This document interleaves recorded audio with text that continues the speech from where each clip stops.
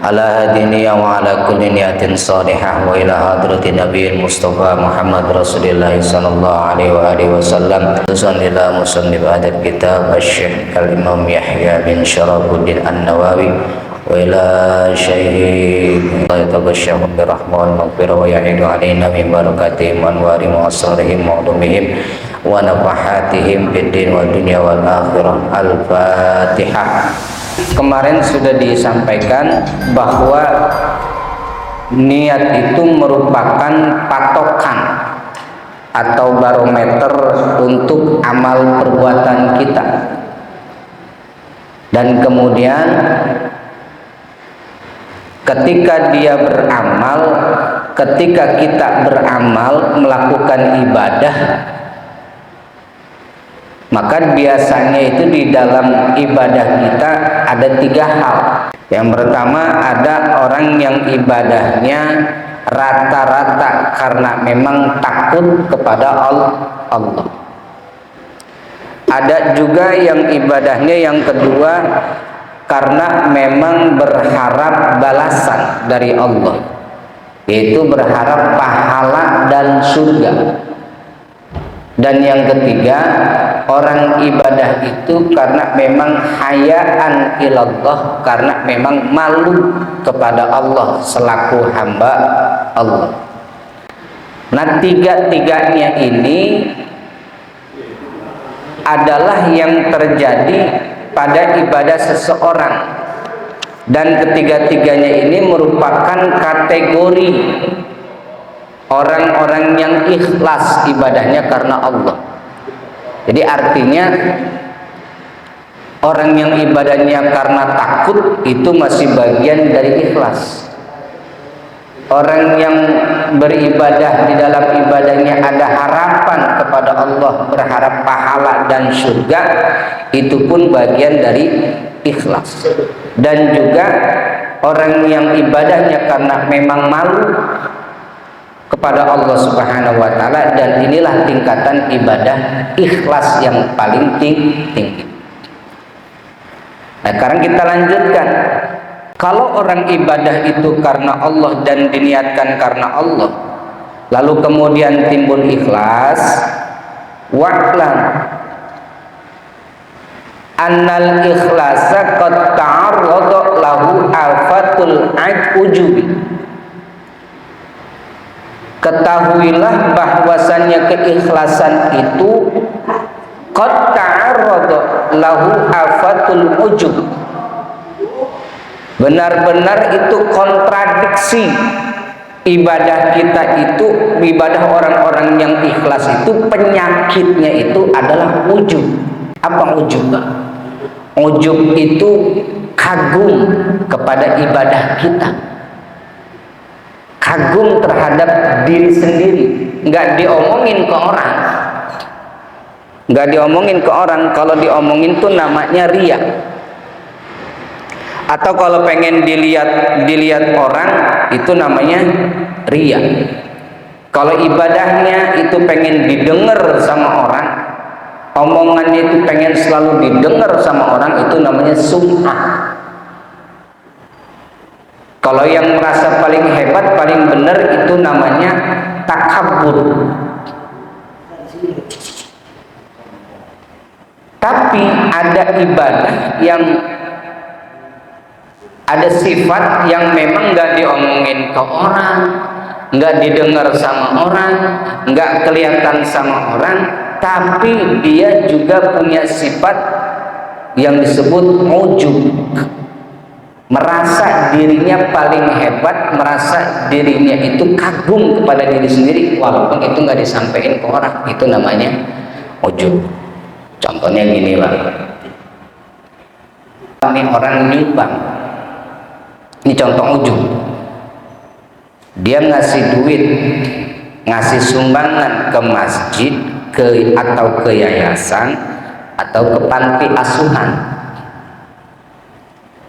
Diumumin tuh di masjid, alhamdulillah telah mendapat sumbangan dari dermawan, dari hamba Allah, nggak disebutin namanya, dari hamba Allah sebesar 20 juta. Lah kata yang nyumbang nih, yang nyumbang dia ngomong dalam hati, ngomong dalam hati, gua tuh gitu. Itu namanya kemarin kan ibadah ngomong gitu Pak, ibadah yang 3 ini nih yang memang karena takut kepada Allah, lalu kemudian dia ada harapan ibadah dia diterima oleh Allah, dan ibadahnya karena malu kepada Allah. 3-tiganya ini bagian dari ikhlas. Tapi semuanya itu nanti diganggu, ada godaannya. Sebenarnya mah bukan berarti nggak boleh. Boleh nggak sih kita ibadah itu punya harapan? Silahkan Pak. Ibadah punya harapan itu boleh, bukan berarti nggak boleh. Boleh-boleh aja. Malah kata Al-Imam Ghazali, Imam Ghazali ngomong gini ke kita. Apa kata Imam Ghazali? Al-ibadah ma'ar roja afdalu li anna roja yurisul mahabbah. Orang yang ibadahnya dibarengin dengan harapan, kan kita masih sering nih Pak ibadah, tapi di dalam ibadah kita ada yang kita harapin. Bapak sholat duha, kita sholat duha atau sholat hajat, umumnya kita dibalik sholat duha kita, dibalik sholat hajat kita kepengen nih. Kenapa kita sholat hajat? Karena ada keinginan. Contoh, sholat hajat karena punya keinginan, punya hajat. Besok umpamanya mau ngelamar kerja, biar goal, biar diterima. Sholat hajat kita, sholat hajat kita dengan harapan mudah-mudahan besok kalau saya ngelamar kerja itu kerjaan saya lamaran saya diterima. Itu masih boleh. Kata Al-Imam Ghazali, malah orang yang ibadah dibarengin dengan penuh harapan itu bakal menimbulkan apa? Li'annahu yurisul mahabbah, bakal menimbulkan rasa cinta. Jujur dapat kita ini ibadah kita ini enggak semuanya orang itu ketika datang ke pengajian, ketika datang ke masjid, ketika dia sholat atau ketika kita ngaji deh, enggak semuanya orang yang datang mau ke pengajian itu semuanya karena Allah. Bisa jadi, bisa aja ada juga orang yang datang kenapa dia mau ngaji? Enak ngaji di Nurul Hidayah mah ada makanannya umpamanya. Dia sebenarnya bukan pengen ngaji-ngaji amat, awalnya begitu. Awalnya begitu. Jangan dilarang Pak yang kayak model begitu. Harapannya dia bocah lah, kita nganggapnya bocah lah. Anak-anak nih, tahlilan deh Pak, tahlilan. Tahlilan kan pulang-pulang bawa berkat. Tapi kalau nggak kebagian kira-kira gimana kita? Pulang-pulang nggak bawa berkat kira-kira gimana kita? Nangis ya, ngambek kita. Awalnya tuh orang begitu, nggak semuanya langsung karena butuh doa, nggak semuanya karena langsung pengen butuh ilmu. Tapi ada juga orang yang memang nggak biasa ngaji, tiba-tiba pengen ngaji, dan pengen ngaji itu bukan karena pengen dengerin pengajian amat. Awalnya begitu. Kita ajak dah tuh, ayo ngaji. Males. Enak tahu ngaji di Nurul Hidayah mah ada makanannya. Oh yang bener lu, bener. Ngaji dia, bener ada makanannya. Ini contoh-contohnya ya. Tapi lama kelamaan dia kan ada harapan tuh, harapannya ketika dia habis ngaji ada makanan. Tapi dia setiap minggu akhirnya rajin ngaji. Nah ketika dia sudah mulai rajin ngaji, lama-lama dia juga ngedengerin. Semakin dia dengar, semakin dia dengar, rutin dia datang ke pengajian, barulah di situ mulai timbul rasa cinta. Iya ya, enak ngaji ternyata. Tuh. Iya ya, ternyata ngaji. Saya jadi paham, jadi jelas ini. Apalagi makanannya enak. Bikin tenang gitu. Lama-lama seperti itu, maka akan timbullah mahabbah. Biarin aja. Ketika ada orang yang ibadahnya diawali dengan pengharapan, biarkan dulu, karena harapan itulah yang akan menimbulkan rasa cinta, rasa mahabbah. Jadi Pak, kita nggak akan bisa mencintai sesuatu, nggak akan bisa mencintai seseorang kalau nggak punya harapan, kalau nggak diawali dengan harapan. Nah, harapan kita ke siapa? Harapan kita kepada Allah. Kita ibadah itu punya harapan ke Allah, karena Allah satu-satunya zat yang bisa mengabulkan harapan-harapan kita. Dan terutama supaya Allah cinta kepada kita, maka kita ibadah banyak berharap kepada Allah Subhanahu wa taala. Akhirnya kita semakin sering kita ibadah, timbul tuh rasa cinta. Udah habis maghrib, bapak nggak pulang. Ngapain pulang? Nungguin azan isya. Karena ada rasa cinta. Habis isya belum pulang juga. Ngapain belum pulang? Ngaji dulu habis maghrib. Udah selesai ngaji, kok belum pulang juga? Makanannya belum dikeluarin. Oh, beda lagi tuh. Jadi jadi jangan dilarang tuh. Jangan dilarang ketika ada orang yang awal-awal ngajinya atau awal-awal ibadahnya karena ada sesuatu, biarin aja dulu. Ntar juga lama-lama cinta. Ntar juga lama-lama tahu. Kalau udah tahu, ntar lama-lama juga apa? Lama-lama juga seneng. Kalau udah seneng, ntar lama-lama juga cinta dia. Seneng sama ngaji, cinta sama pengajian, cinta sama majelis taklim. Ntar juga lama-lama cinta sama gurunya. Udah nggak dipikirin lagi tuh nanti ada kue apa enggaknya. Kenapa? Karena dia udah cinta kepada ilmu. Karena tujuan kita ibadah itu adalah mengharap ridho Allah.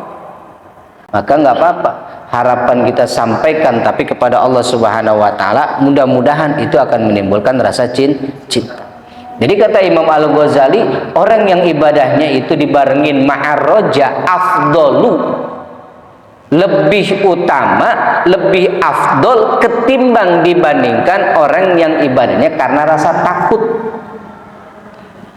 Sebenarnya mah dua-duanya sifat baik. Orang yang ibadahnya punya harapan sama orang yang ibadahnya karena memang takut kepada Allah, dua-duanya adalah sifat baik. Tapi lebih baik punya harapan dulu, baru nanti akan timbul rasa cinta. Nah, kalau sudah timbul rasa cinta, maka akan timbul kebutuhan. Jadi butuh tuh Pak. Orang kalau udah membutuhkan sesuatu, ketika kita tidak mendapatkan, tidak terpenuhi kebutuhan itu, maka akan terjadi rasa takut. Tapi kalau sudah terpenuhi kesampaian melulu nih, pengen ngaji, alhamdulillah ustadznya ada, pengen ngaji lagi, alhamdulillah bisa ikut ngaji. Nah, kemudian lama-lama ketimbul rasa cinta, rasa butuh. Kalau udah butuh, maka akan timbul rasa khauf. Sementara sifat khauf itu rasa takut. Rasa takut itu akan mewariskan sifat qanit atau kunut. Apa kunut? Ketenangan. Kalau orang yang ibadahnya sudah timbul rasa khauf, maka akan timbul ketenangan. Ketika khaufnya itu hilang. Maksudnya gimana? Pak, kalau waktu kecil nih kita nih sering takut, misalnya kita lagi jalan nih sama bapak kita waktu kecil, tiba-tiba ada orang di depan kita tuh serem, udah gitu dia lagi marah-marah dan marah-marahin kita lagi waktu kecil tuh, kan takut kita, maka kita lari dari dia, kita samperin bapak kita peluk bapak kita. Maka ketika kita meluk orang tua kita, hilang rasa takutnya, yang timbul jadi apa? Kunut jadi rasa aman dan nyaman. Tuh. Sama kayak kita ibadah punya rasa takut ke Allah. Kita takut kepada makhluk, lari dari makhluk itu, lalu kita minta perlindungan kepada Allah, maka kemudian kita di situ akan timbul rasa tenang dan nyaman. Ya Pak, memohon perlindungan kepada Allah lewat ibadah, lewat sholat, lewat ngaji, maka dari rasa takut kepada makhluk kita datang ke Allah, maka disitulah yurithul kunut. Ketika kita sudah menghadap kepada Allah, kita ibadah, kita sholat, kita zikir la ilaha illallah dan zikir yang lainnya, yurithul kunut, maka disitulah kita timbul rasa aman dan nyaman.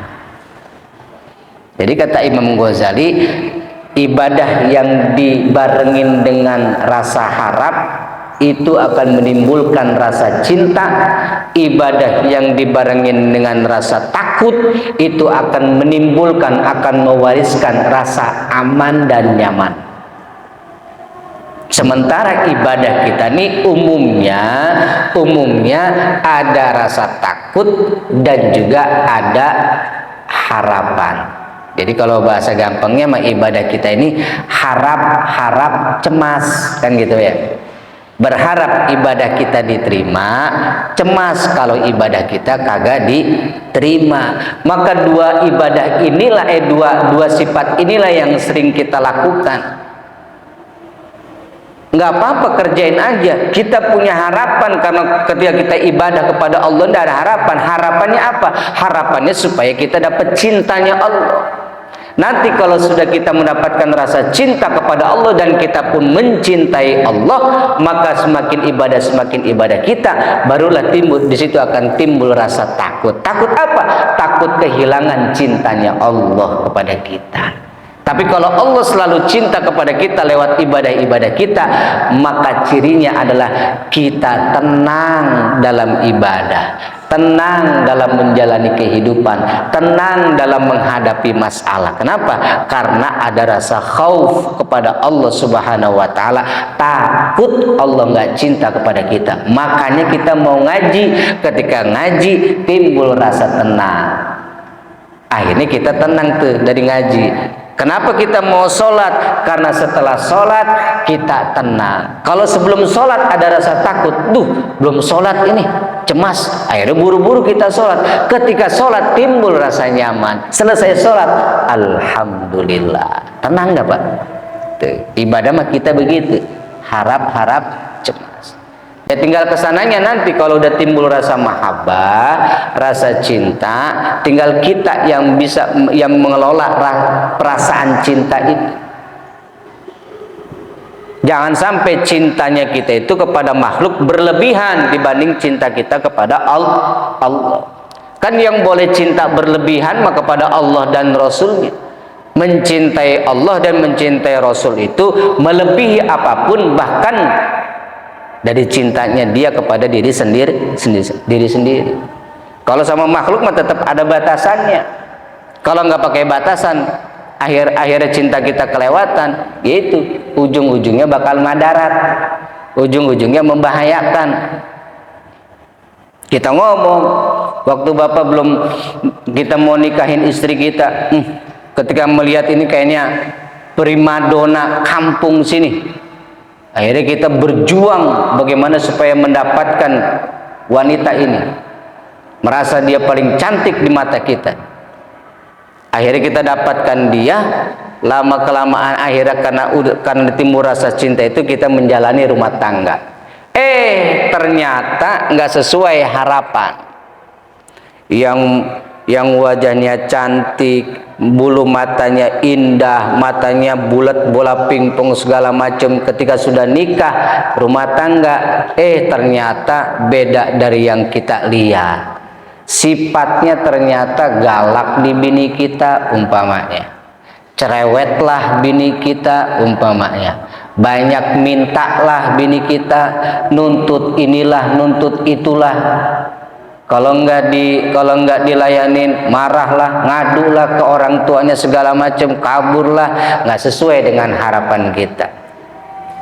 Ujung-ujungnya terjadilah keretakan rumah tangga. Bahkan ketika perempuan itu meninggalkan kita terlebih dahulu, apa kata kita? Meninggal juga lu akhirnya. Rasa cintanya udah hilang.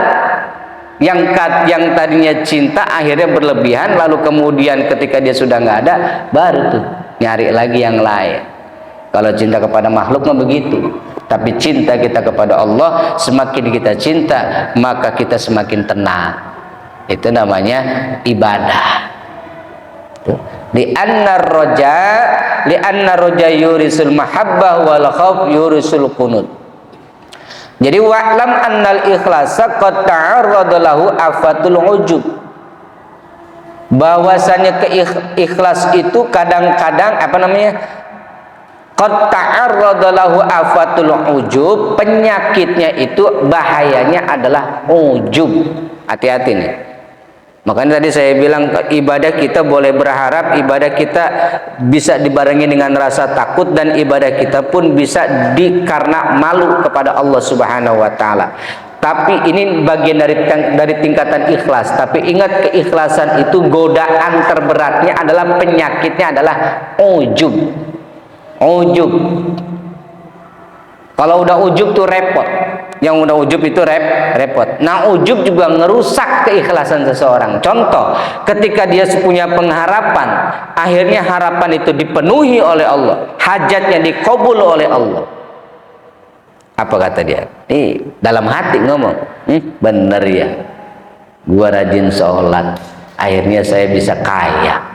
Bener ya, saya rajin ibadah, saya rajin sedekah, akhirnya saya banyak uang. Maksudnya gimana? Dia jadi terikat sama amalnya, bukan karena keikhlasannya. Tuh ingat, terikat mengandalkan ibadahnya, bukan mengandalkan keikhlasannya. Orang kalau banyak amal tapi orang banyak mengandalkan amalnya doang tapi nggak ada ikhlasnya, dia berarti dia diikat sama amalnya, akhirnya diperbudak oleh amalnya itu sendiri.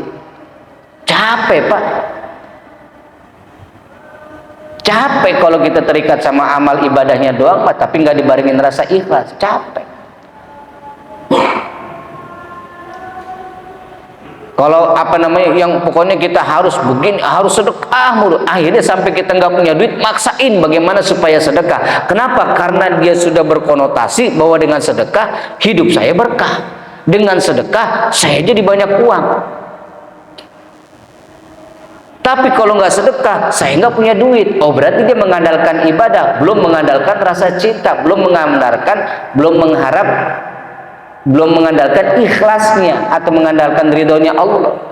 Tapi kalau orang yang ikhlas karena Allah, ketika dia ibadah, ketika dia sholat, ketika dia puasa, bukan mengandalkan amal ibadahnya, ada kalanya dia tidak sedekah, tapi tetap dia karena ada keperluan yang lain, ada kalanya dia tidak sedekah, itu tidak menjadikan dia itu rasa takut ataupun waduh, saya hari ini nggak sedekah nih, takut miskin. Nggak begitu. Tapi kalaupun nggak sedekah pada hari ini, dia tetap istilahnya berusaha dengan mencari ibadah yang lain. Umpamanya hari ini saya nggak bisa sedekah, tapi masih banyak ibadah-ibadah yang lain yang dia lakukan. Tuh, ini tingkatan ikhlas tuh begitu. Karena memang untuk ikhlas itu nggak gampang. Kalau ngomong sih enak, gampang, tapi untuk ngerjain ini yang sulit. Ikhlas itu bukan karena berarti banyaknya amal perbuatan kita, tapi ikhlas itu rasa cinta, rasa khauf dan rasa malu, serta dibarengin rasa pasrahnya kepada Allah. Hari ini kita ibadah, walaupun ibadah kita nggak banyak, tapi pasrahin ke Allah, ikhlaskan ibadah kita. Hari ini kita belum dengan sedekah, tapi kita belum kaya-kaya, ikhlaskan ke Allah. Tetap lagi selama kita masih bisa bersedekah, sedekah. Hari ini kita ngaji tapi kok belum pinter-pinter, tetap kita ngaji selama kita masih bisa untuk datang ke pengajian. Itu aja udah. Saya mau nggak mau ngaji lagi, kenapa? Gak pinter-pinter gua. Berarti kita belum ikhlas gitu. Berarti kita ngandelin amal kita. Banyak ngaji tapi kelakuan masih sombong. Berarti belum ikhlas sama ngajinya. Banyak ilmu tapi sama orang tuh ngecilin, berarti belum ikhlas ngajinya. Tapi kalau orang yang ikhlas, ngajinya banyak atau ngajinya sebentar, ilmunya tinggi atau ilmunya nggak tinggi, dia tetap istiqomah cari ridho Allah. Tuh orang-orang yang ikhlas. Mudah-mudahan kita termasuk orang-orang yang ikhlas. Amin ya rabbal alamin. Wallahu a'lam bishawab. Mudah-mudahan ada manfaatnya, mudah-mudahan kita semua mendapatkan ridho dari Allah Subhanahu wa taala. Al-Fatihah. A'udzubillahi minasyaitonir rajim. Ya Karim ya Arhamar Rahimin irhamna. Allahumma shalli ala sayyidina Muhammad wa ala sayyidina Muhammad. Allahumma bihaqqil Fatihah wa bisirril Fatihah bi karamatil Fatihah wa mu'jizatil Fatihah. Ya farijal ham ya kashifal gham ya man 'abdi haqqi wa yarham ikbir dhunubana wa satir uyubana wa siddata bainina ya dafi'al bala ya Allah ya Rahman ya Rahim. Ajirna min balai dunya wa adabil akhirah. Da'wahum subhanakallahumma wa tahiyyatuhum biha salam wa akhiru da'wahum alhamdulillah. Assalamualaikum warahmatullahi wabarakatuh.